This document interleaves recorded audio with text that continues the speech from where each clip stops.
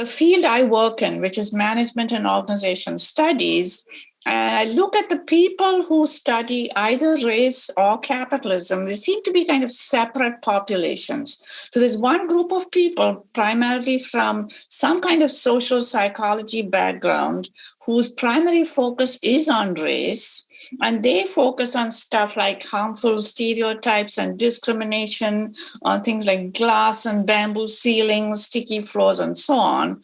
And my problem with that entire group work that's conducted in this group is that they don't have a sufficient understanding of how capitalism works. So their solutions or their discussions tend to be much more focused on a more psychology kind of perspective on individual interpretations, how individuals can overcome stereotypes and so on. They're not really looking at how capitalism works to kind of accommodate and actually incorporate race in its own arrangements. The second group of people are the critical management studies, whose primary focus is on capitalism, and they're very critical of it, focusing on structures of exploitation and class struggle. And by and large, with very few exceptions, there are 3 or 4 exceptions, this group is not interested in race. And so you have these conversations about race and capitalism happening really in different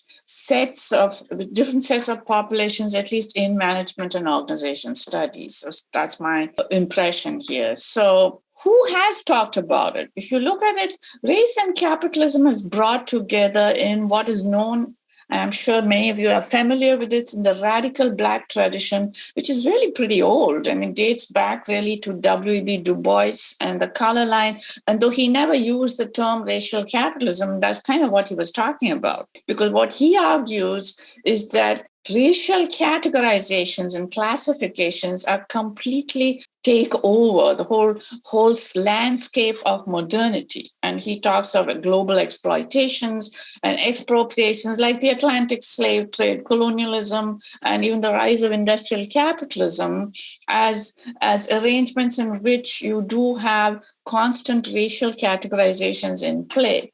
Now, I just flagged this because Du Bois is very skeptical, actually, of class solidarity, which is something that the critical management studies people are very firmly committed to. And he has historical understanding and historical data which bolster up his case. And he argues really that when push comes to shove, race consciousness always trumps class consciousness. And he uses a whole bunch of historical data to show that, especially in post-Reconstruction and Jim Crow South. And so there are other people who've talked about it, but looking at race even as early as in European feudalism, like Cedric Robinson and Oliver Cox, was also part of the Black radical tradition, who argues that, in fact, capitalism thrived on racial antagonism. In fact, it would not have been so successful without that.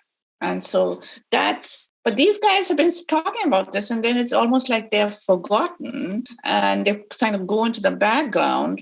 And so what they're actually saying is that, what is racial capitalism? It's a over 500-year-long process of, and I think this is the important part, systematically deriving socioeconomic value from specific racial identities. So depending on the racial identity, they're either more valuable or less valuable. So some people get more value, and I'll quickly come to that this whole idea is foundational to planetary-wide economic architectures, and it's always undergirded or assumptions by tenacious assumptions, and these are very tenacious, both the inferiority and subhuman nature of non-white peoples. And of course, Du Bois uses the term the color line to describe how this actually happens. So one of the things I'm trying to do here is to kind of make it not only talk of it at the macro structural level, but also at the more micro level of economic and commercial exchange, labor, and so on.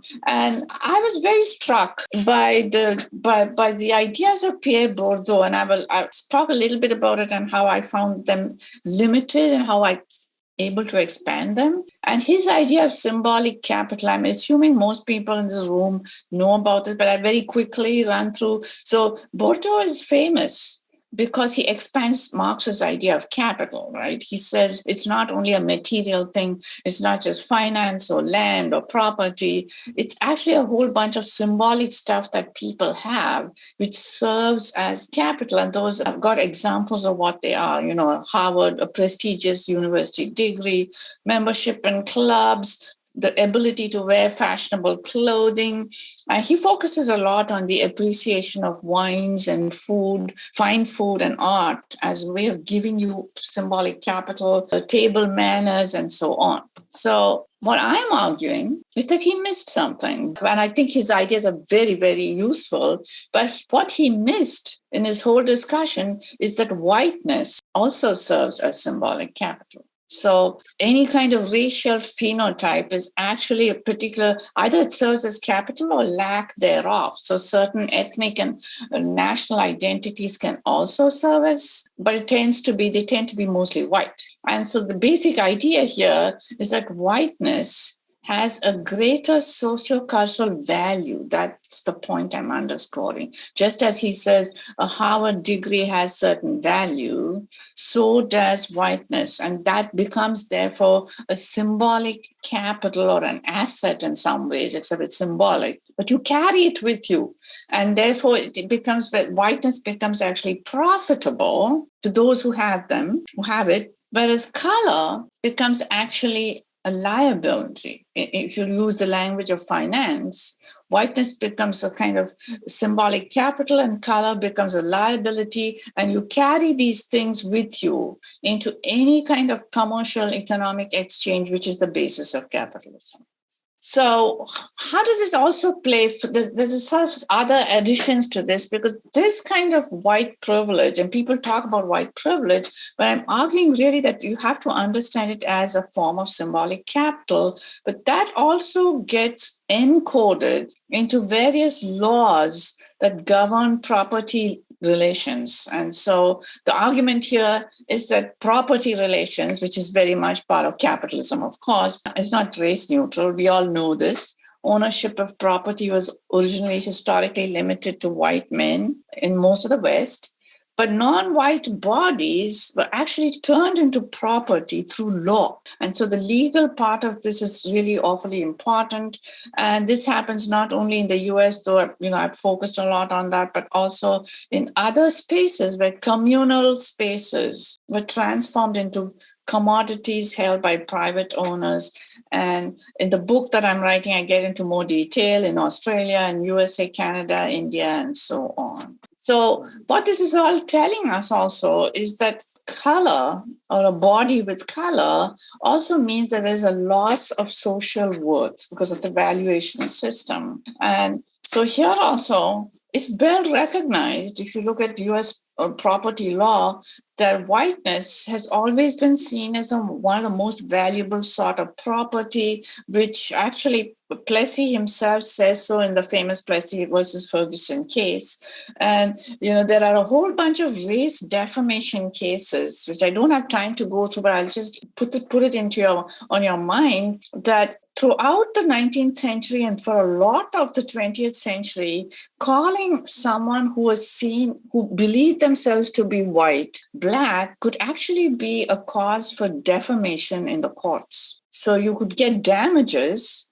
for being called Black, even if you were somewhat light complexion, because that kind of reduced really your symbolic capital. And I want to also get you all thinking of the Andrew Hacker social experiments. Andrew Hacker is a political scientist. And in the 1990s, while he was kind of exploring some of these ideas, though he didn't use the same terms, he conducted this experiment in his class. At that time, his classes were almost entirely white, but he gave them this scenario. And this was 1995, I believe, and he did it. And he said, you have to imagine that somehow overnight, you and your entire nuclear family has magically turned Black. And so you have to then tell me what kind of compensation you believe is fair for that to have happened. And the average was $50 million. So what this is to say is that students were recognizing that. They recognized very clearly that to become Black is really a loss of cap, even though they didn't say that. And they thought $50 million would kind of compensate for the act of actually turning, into a different racial identity. So most of my argument in the paper, and I'm hoping David and Grace have been able to circulate it with you, and I would love to hear feedback from anybody at any time. I try to sort of look at different aspects or vectors in which this kind of racial capitalism takes place or operates. One of them is what is called split labor markets. The second is the whole question of colorism. And then there's the whole question of transnational dispossession. I clearly don't have time to go through running out. So let me talk a little bit about split labor markets and what that is. So what happens in the case of split labor markets is that information about people gets tied to their racial identity. And that information, which is basically flawed information about certain groups who are valued less, translates into a compensation, the kind of jobs you get, security of jobs, and so on. So basically what happens is a discourse of deficiency gets created around certain racial groups based on certain assumptions about their natural characteristics, such as that certain non-white groups are lazy, inexperienced, clumsy, irresponsible, whatever.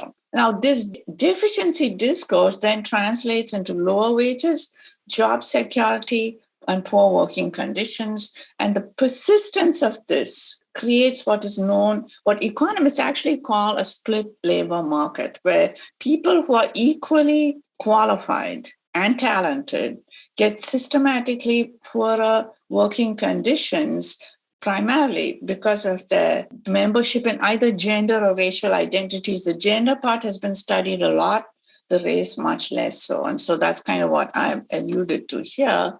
But the classic example there is actually Asians, particularly Far East Asians, in both the US and Australia, happening around the same time, actually. So for more than a century, you have split labor markets in both Australia and California, where let's look at the Chinese Americans, Chinese Australians could not get the same jobs, or they were dramatically lower compensated, or they were not allowed into unions, and so on. And there's a whole interesting kind of set of racial dynamics that flow around that. So one of the more disturbing things is actually the role of labor unions in perpetuating this. So one of the things, for instance, the unions do is they do not allow the Chinese to be apprentices for the high-skilled positions. So they because they don't consider themselves qualified or sufficiently talented. The other really fascinating thing, and David, you talked about beef. It seems like beef always pursues me wherever I go.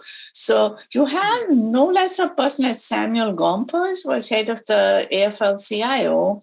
At one point, he argued that rice-eating men, who are the Chinese, should legitimately be paid lower wages than beef-eating men, who are basically white Americans, because rice was cheaper than beef, and that was their diet, and that perfectly justified and legitimized a completely unequal wage situation, which went on for several kinds of decades, actually generations. At the same time, there was this paradox of scapegoating, where on the one hand, the lack of racial capitalism meant that Chinese Americans were paid less. But at the same time, they were resented by white working classes because they were paid less, and therefore they were then seen as taking away the rightful wages, or offering kind of a scab kind of competition for white workers. And so you have actually the formation of what were called anti-coolie clubs, both in Australia and the US, as well, and in Canada. And as well as this whole idea of head taxes on the Chinese, where you were taxed just because you were Chinese. So in addition to not being able to earn so much. So all this is part of the whole question of distorted markets operating under capitalism, as well as, with the strong undercurrent of racialization that took place. I'm looking at the time and I see I'm way above, so I'm going to just end actually by saying where I'm kind of trying to take this is not only keep it historically, but sort of bring it to the present and contemporary situations, and looking at consumerism and the beauty industry, which systematically kind of trades on the need for racial capital by selling skin lighteners, for instance, which are known to be dangerous, or hair straighteners, also known to be dangerous, to sort of offer people some approximation of racial identity even when they don't have it. And that there's a whole pattern of this kind of dynamic happening in the gig economy. You are all familiar with the prison industrial complex, so I won't even talk about that. And more with the financial crisis with loans and property ownership. I have a personal interest. I'm looking at global commercial surrogate motherhood, where you have, again, a racialized pattern of who is bearing children for whom. And last of all, you see it in the vaccine apartheid. First of all, I guess I'm speaking for whiteness. So whiteness, I believe, is a construction of modernity, of the Industrial Revolution. And I suppose it goes before that, but that's what I know. White people don't really know much about whiteness. So but whiteness, I think, is, as you say, tied directly to capitalism and the formation of capitalism, the formation of capital in the Industrial Revolution. And I believe that I've participated in white privilege, and I have white privilege. I chose not to wear my white mask, Grace Ann. Oh, Grace Ann says I can take off the mask. Now you're seeing more whiteness. So, I will say I spent a lot of time working in Los Angeles with my friends in the African American community. But, I carry the problem of whiteness in capitalism. So, Don, who are your people? Well, I have to say this, who are people? I mean, first of all, I appreciate your presentation and your research, because that's important information that we need, particularly now. Takes me to critical theory. And I'm a Freirean, and I learned critical theory from Paulo Freire's proteges, Peter McLaren, Joe Kinchilo, Henry Giroux, and those. And I use critical theory in my classes. I teach Native American ways of knowing. And in order to get to Native American ways of knowing, people need to make a paradigm shift in their thinking. And so using the kinds of things that you're doing, I guess I need to look at the camera. Critical theory teaches us to go beyond just critical thinking to critical analysis, to really examine what's going on. For example, I work in anthropology. Vine Deloria Jr. was our native scholar. Now, in anthropology, migration theory is one of the basis of how they looked at indigenous people, and they used Beringia, the land bridge theory. But when Vine investigated that, there's little evidence to support that. And that's an example of critical analysis. So I think what you're saying are really important kinds of things that we need to look at. And this brings us up to date now. So I'm teaching critical race theory in this college, but I was targeted in this community along with others, educators, because as we all know, the school boards are being attacked for blaming critical race theory. And so that's the problem. But I think the other thing goes back to what they're saying is that you really have to look at what we call that ontology of difference. That first of all, everybody's knowledge and philosophy began with stories. And when the early thinkers, philosophers in Eurocentric philosophy removed nature from existence, removed mind from matter, Descartes and others, that removed us as humans from the natural world. So here's where you have that difference you're talking about, at least from a Native American experience, that does fit with what you're talking about, because the the basic problem is that the natural world is supposed to be exploited, as Jim was talking about. And so those are my thoughts. And I think this kind of thing that you've done is so important. And certainly we could get a lot of discussion into the race. My particular story is that I did start in business. And when, as a Native American, Mistu Picani, as a person of color, and when I went into the economics class, the professor drew the pyramid. And at the top, it showed that 90% of the wealth was controlled and owned by 10% of the population at that time. And then on the bottom of that triangle was don't worry about the 5 or 7% down here, that's not significance. So I was being told as Native American that, hey, that's where I'm at when it comes to poverty and even race. So I am not significant. I'm not important. And I think that's what validates, that statement validates what you're showing. I'm really appreciative of your comments. I find them extremely resonant with me right now. But one of the things, I'm writing a book on this, and one of the things you'd be interested to know that I'm looking at is how racial capitalism mediated the interactions during the fur trade between in the beaver trade, and that all comes down to actually the valuation of the beavers themselves, as well as Native communities' relationships to the animals. And later on in the 19th century, I've also written about the buffalo, the slaughter of the buffalo, and how that was very much part of actually racial capitalism, driven by not only the US Army, but also the hide industry, the leather industry, and industrial capitalism in general, because something I didn't know was that the buffalo hide was apparently best suited for the conveyor belts. They preferred buffalo hide to cowhide, and that motivated the sort of slaughter of the buffalo, which also then was able to dispossess. So I'm hoping that way, my work also connects concretely to Native Americans. And I completely agree with you. Wayne Deloria is one of my all-time heroes. I regret that I came to him by the time until I was something like 50 years old. I'd never even heard of him. But that's the kind of educational system we are in, right? So I'm just trying to make as much of a dent I can in this. I want to compliment you on your book on critical qualitative methodology. Crafting qualitative research. When we did the exercise earlier where we picked a word, my word was beaver. Oh, wow. And I thought, where did that come from? I thought, well, maybe it's because capitalism is the waterfall and the beaver's working against it. I don't know. But when you said beaver, we're all connected. All right, really, totally, yes. Dr. Prasad, I've been studying the same thing and the history of whiteness and the ownership of stock, to Nazis on the internet. It's in virtual reality.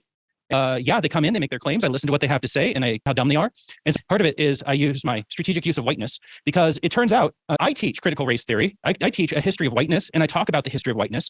I loved what you said, Pushy, is this idea that, and you know what happens? And I say, and I just taught you critical race theory. And you know what that is? That's a laugh line in class, because they don't believe a white man would do that. So they don't believe that I've actually taught that with me. I don't abuse them of that notion, except to tell them I'm a socialist, and they laugh at that too. Whatever, it's like, obviously they think I'm being ironic, but I'm literally teaching them socialist principles and capitalists. So it's pretty cool. The history of whiteness as I understand it. White people were invented in the law in around. And so when someone says, oh, Black History Month, what about White History Month? Supremacy culture is the liberal counter argument. All history is white history. No, it ain't. No, all history does not start in 1681 with the invention of white people in law, right? And the way it happened is Chesapeake Bay Corporation was set up, right? And they would, and then you'd be freed after like 7 years, given some land, allowed to work. And even the first Black people to come were given that same deal, same chattel slavery system. But pretty soon people didn't want these, because it turns out the British are not civilized. The natives were civilized, much better life for the natives. And so they invented white people and gave a special privilege to white people, the ability to test another white man. And so if a white man was a headwright and the headwright owner said, you've been lazy, keep working for me. Here's you prove I'm lazy, you can't prove that. So, but you bring a Black man in and you call him lazy. and he's not allowed to testify. All you have to do to turn a black man into a chattel slave is to call him lazy. And that's a narrative that lives in our society today. And it's a narrative born of capitalism, yes, but it's a reality of our world now, right? And Nike company. But this is how it's unfolded over time. So it's not a function of modernity, right? It's a function of the capitalist system, the system of having shares in a company where you spread it around. And here's the thing, I can talk to a MAGA hat truck and get them to agree with everything I have to say for capitalism. As long as I say stock owners and billionaires in New York who want to put points on their scoreboard are okay with being angry at, right? Then they're okay with hearing this. I think the next step in my rhetoric is trying to figure out how to talk about our white supremacist culture and our white supremacist taken for granted assumptions. I don't know if anybody's familiar with Heather McGhee's book called The Sum of It All. And it's called, the subtitle is What Racism Costs All of Us. And it's a brilliant read. And Heather McGhee, I believe she's trained as an economist and in the social sciences and such. But one of the points she makes is that there's an irony involving the connection of racism and capitalism. And it's that racism is actually expensive.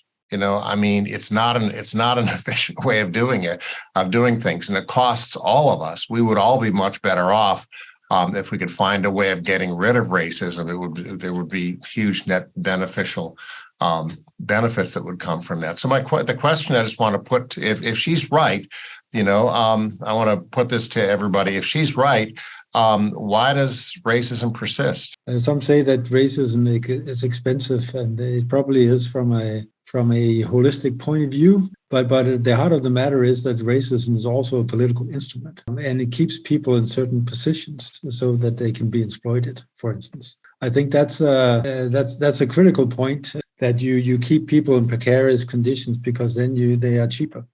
That was the history, and I actually also read the history of the United States in that particular way, that racism never really gone away, and it still maintains a kind of an economic distribution that serves some people while other people are kept in impoverished positions. Racism is also a political instrument in Denmark. It has been decisive for the elections the past 20 years. I think we saw a lot of racism in the 2016 election, 2020 election, also, a political instrument to keep certain people in power. And I think this is a reality that we also have to face when we're trying to deal with racism. If we have trouble connecting across racial differences, which obviously as a society we do, how are we going to connect with the trees and the rocks? So it's all connected. And that's, I think, the term food justice, environmental justice. So it relates to everything. And we're trying to connect all the dots. And we're getting there.